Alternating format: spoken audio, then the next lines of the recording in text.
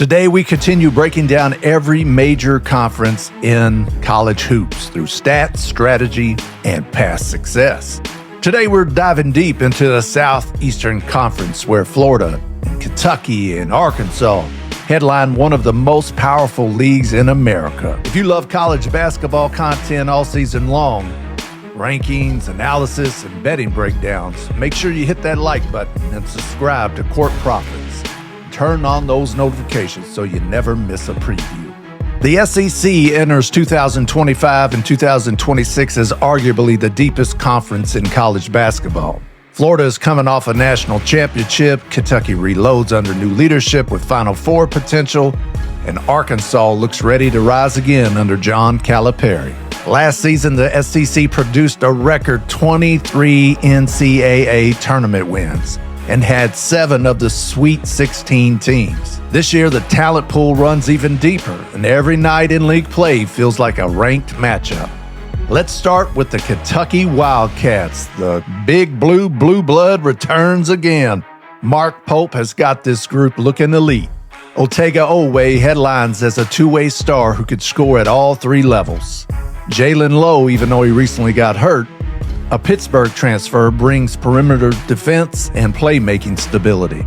Front court is loaded with Brandon Garrison and Malachi Marino. This gives Kentucky length and shot blocking. With their balance and size and shooting, the Wildcats are SEC title favorites. What else is new? And a legitimate number 1 seed when March rolls around. This next team that we are going to look at is virtually, in our opinion, tied for the top of the SEC conference, and that is the defending national champions, Florida Gators. Todd Goldman has built a monster down there in Gainesville.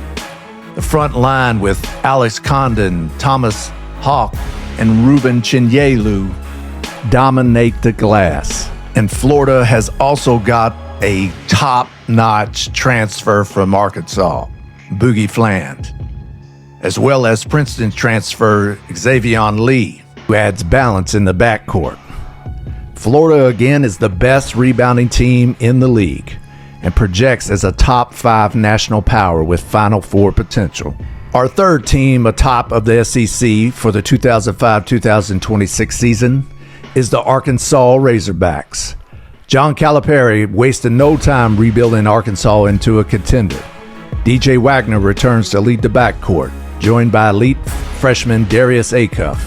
The front court is stabilized by Trevon Brazile and Nick Pringle, giving them plenty of athleticism.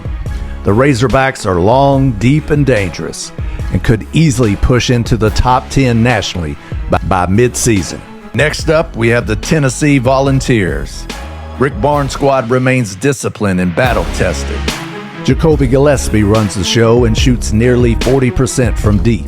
Felix Okpara controls the paint defensively, and newcomer Amari Abraham provides scoring depth. They lost a few veterans, but still defend like an NBA team. Pencil them in for another top 4 SEC finish. Our next team might surprise some folks. It's the Vanderbilt Commodores, the sleeper that nobody's talking about. Devin McLaughlin, Tyler Nickel, and Duke Miles headline a deep rotation. Transfer Frankie Collins adds defensive tenacity, and Tyler Harris provides three-point shooting. North Carolina's Jalen Washington strengthens the inside. Balanced, deep, and built for upsets. Vandy could sneak into the NCAA tournament.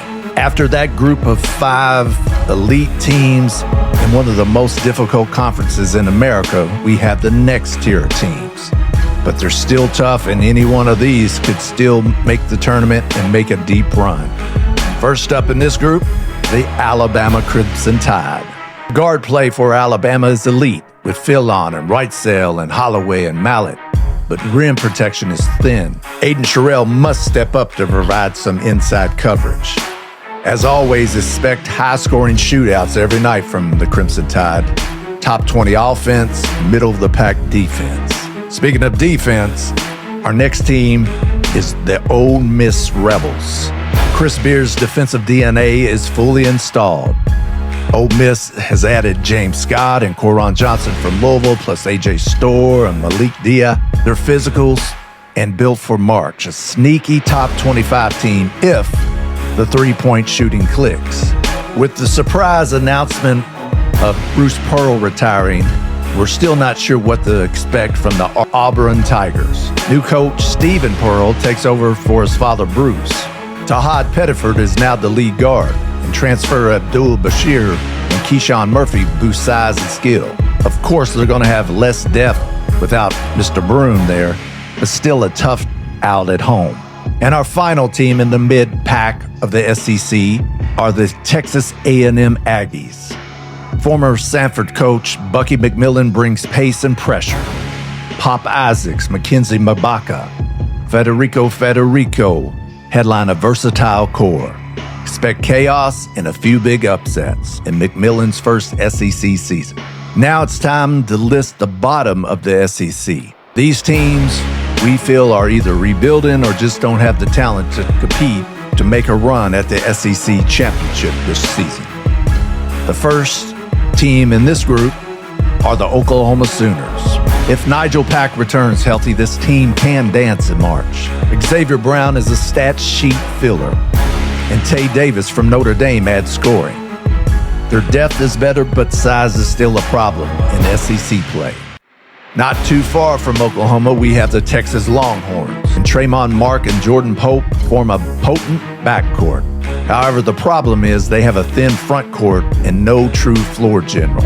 Strong team in a brutal league. Expect a few statement wins, but an uneven SEC record. Next up are the Mississippi State Bulldogs. Josh Hubbard and Jaden Epps provide scoring pop. Quincy Ballard adds rim protection, but the Bulldogs still struggle from deep. They'll ground out some wins, but they have the classic bubble team profile. Another team that's either boom or bust are the Missouri Tigers. You have Mark Mitchell, Anthony Robertson, Sebastian Mack. They headline a talented but inconsistent lineup. This year they're going to have better rebounding, but perimeter efficiency is still questionable. They could surprise or they could collapse. Down in Athens, Georgia, we have the Georgia Bulldogs, where Blue Kane leads and Marcus Millender adds scoring. Mike White's group plays hard, but this roster looks NIT level. And our final two teams in the 2025-2026 SEC Conference Outlook are the LSU Tigers and South Carolina Gamecocks. LSU has a point guard that transfers in from UNLV. And Jalen Reed and Markel Sutton provide size. Shooting woes limit the upside of this team, and they're in the middle of a rebuild, but they should have improved toughness. And then South Carolina, we have Meechie Johnson is back for the South Carolina Gamecocks, and joined by Mongolian Mike from Utah. But losing Colin Murray Bowles should hurt them down low. Lamont Paris's squad will compete, but just not enough to climb the standings. So here's how we see the strengths and weaknesses of the Southeastern Conference. The strengths: they have the best guard depth in the country with Kentucky, Florida, Arkansas, Alabama. They have coaching pedigree everywhere.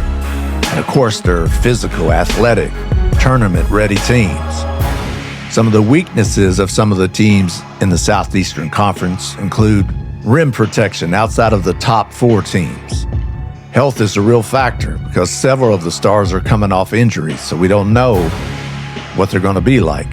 And with teams like Alabama or Missouri, shooting variance will decide the middle tier. So our teams to watch in 2025 and 2026 Southeastern Conference include Kentucky. They're loaded, balanced, and motivated. Florida, the defending champs, retooled, and they're ready to defend their title. Arkansas, Calipari's fresh start looks very scary. Vanderbilt, depth and discipline will make them the biggest sleeper in the SEC this year. And Ole Miss, Coach Beard's culture is already paying dividends. What teams are we fading in the SEC? First up, Alabama. They're thin up front, and that could bite them, along with inconsistent shooting. Texas, very guard heavy, but they're light inside and down low. Missouri, we predict they're just going to be too inconsistent. and Georgia is still a year away. That wraps up your 2025-2026 SEC basketball season preview here at Court Profits.